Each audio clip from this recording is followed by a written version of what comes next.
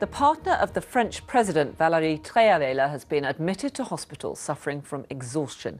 The news comes after revelations about an affair between François Hollande and the actress Julie Gaillet, which were published in a magazine last Friday. Well, our correspondent in Paris, Hugh Schofield, says there's been lots of speculation about her condition.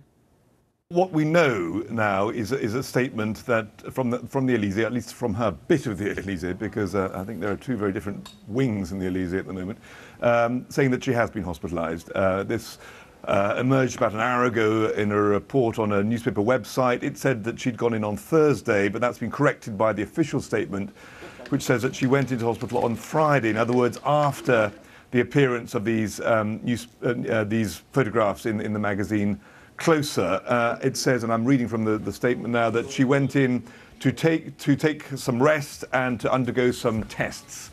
And it says that she will, it's planned that she will leave hospital on Monday, that's tomorrow. So the tenor of this official communiqué is, I would say, to kind of downplay the drama of this, because evidently, when it first was reported that she was in hospital, one's imagination tended to run a little wild, and all sorts of speculations were out there about maybe a suicide attempt and so on. We don't know what has happened. You know, the implication is that, at the very least, she underwent some kind of emotional crisis, some kind of exhaustive crisis, and she's gone into hospital and needs rest. Hugh Schofield, and we'll bring you a little more on that story as we get it in this hour.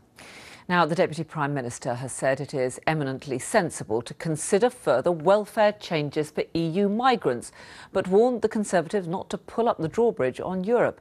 Nick Clegg's comments came after the Work and Pensions Secretary, Ian Duncan-Smith, told a Sunday newspaper that he'd like to see the ban on immigrants being able to claim some benefits extended beyond the current 3 months. Well, with me now is Barbara Roach, a former Immigration and Asylum Minister under Tony Blair, and she now chairs Migration Matters Trust, which is a cross-party group of politicians, business executives and trade union leaders who are broadly in favour of immigration. Thank you for joining us. Interesting that what we're seeing now appears to be a growing consensus across the three main parties here that we need to have a longer time frame before immigrants who arrive in this country can start to claim benefits. Do you think that's important? Well, I think everybody wants to see a fair system, a system that isn't subject to abuse, and obviously a level playing field. And absolutely, there's nothing, there's nothing wrong with that.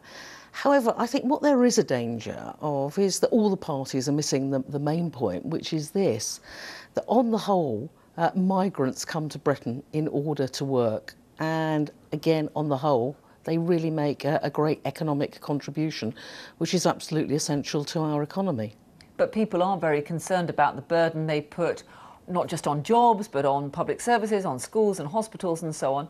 And surely there will be a huge amount of public sympathy for saying, if someone comes to this country from another country, they should wait 6 months before they're entitled to claim any benefits. Well, I don't think there is any, dispute that, people should make a contribution, and we would want people to make a contribution. But what we mustn't lose sight of the fact is that the government's own figures show that migrants contribute more than they take, that overwhelmingly migrants, it's only a very small percentage of migrants that claim benefits. And that actually, if you look at the government's own figures, if it hadn't been for the migration that we've had, our economy would be in a quite difficult state. We've seen several senior figures across Europe, from the Polish Prime Minister to senior figures in the Commission, who are clearly very unhappy about the tone which is being adopted by politicians in this country. Do you share those concerns? I think there is a concern, and I think it's always dangerous when, if you like, the debate is tilted in one way. I think there are absolutely legitimate public concerns that need to be addressed, and it's right that we absolutely discuss this openly. But when you have such a consensus, I think we're losing sight of some of the real benefits that immigration can bring, and also the fact of, let's not lose sight of the fact that it's over 1 million Britons who actually work elsewhere in the European Union as well. But your own party, Labour, are also trying to talk tough on immigration. Do you think that they are making a mistake? I think the difficulty is that all politicians, I think, at the moment are actually missing the big picture, which is this, that properly managed migration, properly managed, looking at public services can be a real benefit to the UK. Okay, Barbara Roach, thank you very much for joining us. Let's get some more now on the news that France's First Lady Valérie Trierweiler has been hospitalised after allegations her husband, President Hollande, was having an affair. Well, we can speak now to Anne-Elisabeth Moutet, who is a political commentator in Paris. Thank you for joining us. First of all, what do you make of these reports that the First Lady is in hospital? Oh, that has been confirmed by the Élysée Palace, so we know that she's there, and there is a quote, I'm not sure that is actually confirmed, of President Hollande saying that, or a spokesman saying that she had a touch of the blues, which is a fairly flippant way of looking at things. But you have to realize that basically her world has disintegrated under her in the past 3 days. She is a political journalist of a certain mould, which is disappearing in France, thank God. You will read about her in the Telegraph today, in the Sunday Telegraph, because I've written about her extensively in a piece. She did not make friends because she can be very brusque. She's very jealous.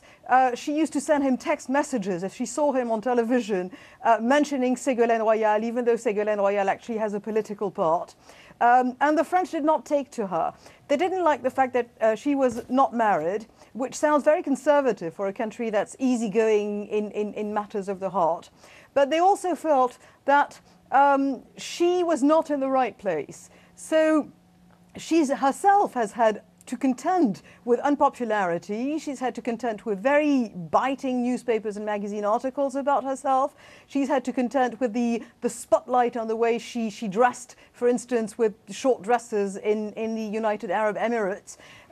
She hasn't had such an easy life at the Élysée, but I suspect she will regret leaving. OK, Anne-Elisabeth Moutet, we'll have to leave it there, but thank you very much for that from Paris. Sport now, and let's go to all-important weather with Matt Taylor.